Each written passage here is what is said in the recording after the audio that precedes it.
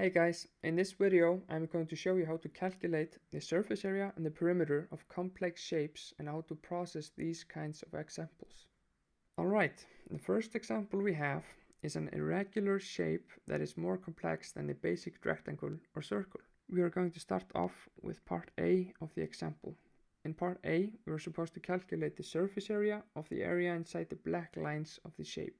When dealing with examples like these, it can be difficult to know where to start. The first step that I like to do is identify what I am dealing with. In this example, we are actually dealing with a rectangle that is missing two parts. It is missing a half circle at the bottom, and it is missing its top left corner. Let's move this up here. What I would actually do is I would calculate the surface area of the shape by doing it in parts. I would start off by calculating the surface area of a rectangle that is of the same size, and then I would subtract the surface area of the triangle that it is missing, and then I would subtract the surface area of the half circle it's missing as well. So let's start off by calculating the surface area of the rectangle. It has the height of 10 meters and the width of 14 meters. And the surface area for rectangles is calculated with the equation height times the width. And over here we have 10 meters times 14 meters, which equals to 140 square meters. Then next I would calculate the surface area of the right triangle in the top left corner. The equation used to calculate the surface area of triangles is A equals half times the height times the base. And in this case, this is the length of the base and this is the height. And we need to find out what these sizes are before we can calculate the surface area. So we start off by marking the triangle into the big picture. And to find out what the height is, this is the height. And the height is actually the total height minus this height. Then we have 10 meters minus 7 meters, which equals 3 meters, which is the height. And to calculate the length of the base, we calculate this length, and this length is equal to 14 meters minus these 10 meters.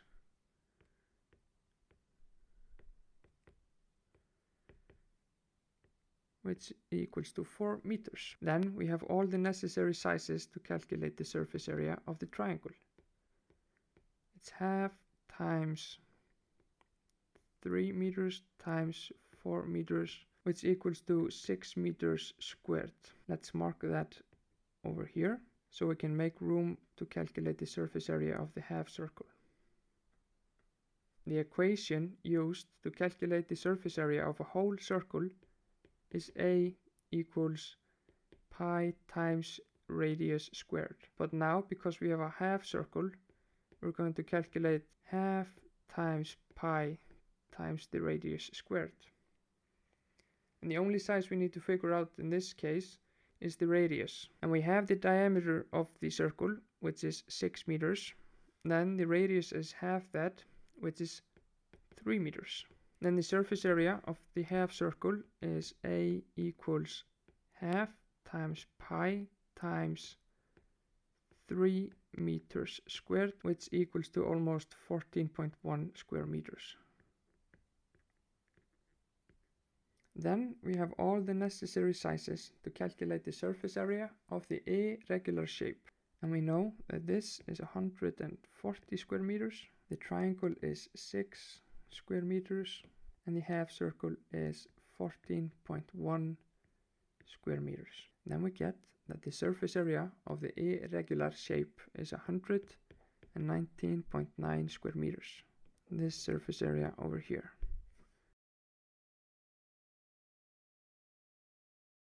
So from this, I hope that you can see how examples like these are processed. Next, we shall solve part B of the example. In part B, we want to calculate the perimeter of the complex shape. The perimeter is the total length of the outside of the complex shape. So we're going to calculate the total distance going around around the whole shape.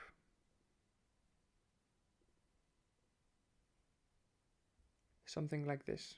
To do so, we have to identify the lengths of each side of the shape. Let's start with these 10 meters over here. They're given, and they represent this whole side. And let's move in a clockwise direction to identify all the lengths that we need. Next, we have this length over here. It's given as 3 meters. But next, we have this side over here, and we don't know the length of this. We just know the diameter of the half circle. So let's first identify that the equation used to calculate the perimeter of a whole circle is 2 times pi times the radius. And then the equation used to calculate the perimeter of a half circle is just half that. Half times 2 times pi times the radius. And we know that the diameter of this circle is 6 meters. So we have the diameter is 6 meters. And then the radius is 3 meters, because the radius is always just the half of the diameter. Then we can plug it into the equation and calculate the length of the half circle side. We have half times 2 times pi times 3 meters, and that equals to 9.4 meters. Next, we have to identify this length over here. It's not given, and we can do so because we know the total length of the side, and we can subtract these 6 meters over here and these 3 meters over here from the 14 meters, and then we have this length over here. Let's calculate that real quickly. We have 14 meters minus 6 meters minus 3 meters, and that equals to 5 meters in total. Next, we have this side over here that is given, and next we stumble upon another unknown length, this side over here. And what we know from previously in this example, that we gave ourselves that this is a triangle, but I didn't mention that this is a right triangle with a 90-degree angle. That is because this triangle completes the shape into a rectangle, and rectangles have 4 90-degree angles. This is just to identify what we're dealing with. And because we have a right triangle and we know the lengths of 2 sides, we can calculate the length of the third side, which we can call C, with the Pythagoras theorem. This is A and this is B. And the Pythagoras equation is C squared equals A squared plus B squared. And we want to calculate C, so we move the square root over. And then we have the square root of A squared plus B squared, which is equal to the square root of 3 meters squared plus 4 meters squared. And if you put that into your calculator, you get 5 meters. And then we have this length over here, which is 10 meters, and that's given. And thus, we have identified all of the lengths that we need. Now we just have to add them together to get the total perimeter of the complex shape. Let's make some room here. And we have the perimeter is equal to 10 meters. This 10 meters we started off with. And let's move in a clockwise direction again. Plus 3 meters, plus the 9.4 meters of the half circle, plus the 5 meters we calculated, plus the given 7 meters. Let's make some more space, and plus the 5 meters of the triangle, and plus 10 meters again. And that results in a perimeter of total 49.4 meters. Thus, the total perimeter of this complex shape is 49.4 meters. Alright, good job. Let's get to the next example. So, here we have example number 2. In example number 2, we have a triangle with a circle in the middle of it. And the goal of this example is to calculate the surface area of the blue shaded region of the triangle. The triangle has a height of 12 meters, and the length of the base is 16 meters, and the radius of the circle inside the triangle is 4 meters. This is all given. To calculate the desired surface area, we can again think about the problem in parts, and first calculate the total surface area of a triangle of the same size that has no circle inside it. something like this. And then we can calculate the surface area of a circle of the same size as the circle that is inside the triangle, and then we subtract that surface area from the total surface area of the triangle, and then we have calculated the total surface area of the blue shaded region if you subtract those two.